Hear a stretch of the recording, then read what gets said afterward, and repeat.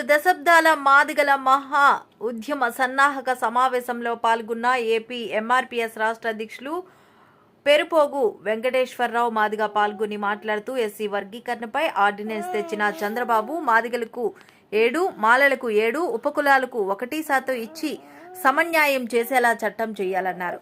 కొత్తగా తెచ్చిన 46 జీవోను రద్దు చేసి మాదిగలకు ఉద్యోగ నియామకాల్లో ఎస్సీ వర్గీకరణ చేయాలన్నారు. సంక్షేమ రంగాల్లో ఎస్సీ కార్పొరేషన్ నిధులు మాదిగలకు 1000 కోట్లు కేటాయించాలని డిమాండ్ చేశారు. ప్రధానంగా ఈరోజు మా ముఖ్య ఉద్దేశం జూలై 17 కారంచెడులో మాదిగపల్లె మీద జరిగిన దాడి ఏదైతే ఉందో ఆ దాడి ఘటనను పురస్కరించుకొని 40 ఏళ్ళు అయిన సందర్భంగా మాదిగ అమరులకు నివాళులర్పిస్తూ ఈ ఘటన 40 ఏళ్ళు గడిచిన సందర్భంగా మాదిగ అమరులకు నివాళులర్పిస్తూ ఈ సందర్భంగా మేము ఒక సమావేశం కూడా నిర్వహిస్తున్నాం. వాళ్ళకి ఘనమైన నివాళులు అర్పిస్తూ ఈ దేశంలో మరి ముఖ్యంగా ఈ రాష్ట్రంలో ఎస్సీ ఎస్టీ అట్రాసిటీ చట్టాన్ని సక్రమంగా అమలు చేయాలని నేషనల్ ఎస్సీ కమిషన్ మెంబర్ని కలిసి ఒక వినతి పత్రం ఇవ్వటం అనేది కూడా ఈ 2-3 రోజుల కాలంలోనే జరిగింది. ఎస్సీ ఎస్టీ అట్రాసిటీ చట్టం నిజంగా బాధితులకి న్యాయం జరగాలంటే ఇవాళ దాడి చేసినటువంటి వాళ్ళని వివక్షత చూపుతున్నటువంటి వాళ్ళపైన ఖచ్చితంగా నాన్ బెయిలబుల్ కింద వాళ్ళని అరెస్ట్ చేసి ఆ యాక్ట్ని సక్రమంగా అమలు చేసినప్పుడే ఆ బాధితులకు న్యాయం జరిగినట్లు అవుతుందని ఎస్సీ కమిషన్ మెంబర్కి ఈ సందర్భంగా మేము ఒక వినతి పత్రం కూడా ఇవ్వటం అనేది జరిగింది. అదొకటే కాదు, ఈరోజు ఈ సమావేశం యొక్క ముఖ్య ఉద్దేశం ఆంధ్రప్రదేశ్లో 1994లో ఎంఆర్పిఎస్ ఉద్యమం ప్రారంభించబడి ఆంధ్ర తెలంగాణ రాష్ట్రాలలో ఇప్పుడు విడగొట్టబడిన ఈ డిమాండ్ మీద ఉమ్మడిగా పోరాటం చేసి సాధించుకునే దశగా వచ్చినప్పుడు 2024 ఆగస్టు 1న సుప్రీంకోర్టు న్యాయ ధర్మాసనం ఎస్సీలను ఏబిసిడి గ్రూపులుగా వర్గీకరించాలని సుప్రీంకోర్టు ఎప్పుడైతే చంద్రచూడ్ గారి నేతృత్వంలో తీర్పునిచ్చిందో ఆ తీర్పుని మేము అభినందిస్తూ స్వాగతిస్తూ రాష్ట్ర వ్యాప్తంగా కూడాను సుప్రీంకోర్టు న్యాయ ధర్మాసనం 30 ఏళ్ల సుదీర్ఘకాలం పోరాటం తర్వాత ఇచ్చినందుకు మేము వాళ్ళకి ప్రత్యేక ధన్యవాదాలు తెలియజేశాం. అదే సందర్భంలో గౌరవనీయులు ఆంధ్రప్రదేశ్ ముఖ్యమంత్రి వర్యులు నారా చంద్రబాబు నాయుడు గారు ఎస్సీ వర్గీకరణ చేస్తానని ఆయన గతంలో చేసింది నేనే, ఇప్పుడు చేసేది కూడా నేనే చాలా స్పష్టంగా చెప్పారు.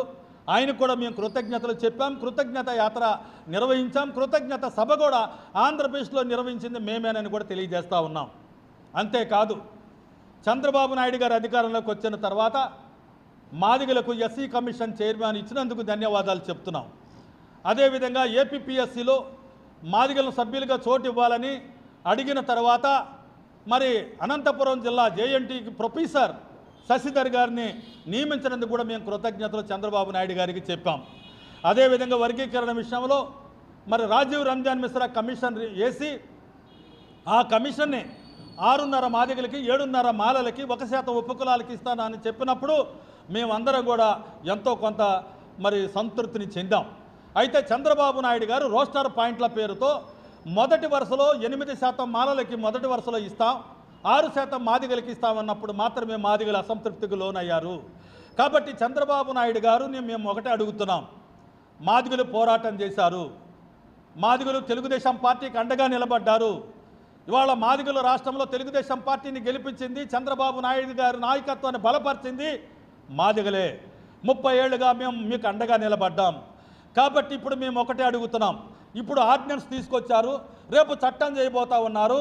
ఈ చట్టం చేయబోయే లోపు మేము ఒకటే చంద్రబాబు నాయుడు గారిని కోరుతున్నాం, 7% మాదిగలకి మొదట వరుసలో ఇవ్వండి, మాలలకు 7% ఇవ్వండి, ఉపకులాలకు 1% ఇవ్వండి, అదే మాదిగలకి సమన్వయం చెయ్యండి అని చంద్రబాబు నాయుడు గారిని ఈ వేదిక సందర్భంగా ఈ సమావేశంలో మేము ఒక తీర్మానం చేస్తూ చంద్రబాబు నాయుడు గారికి దృష్టికి ప్రభుత్వం తీసుకెళ్లాలని మేము కోరుతా ఉన్నాం.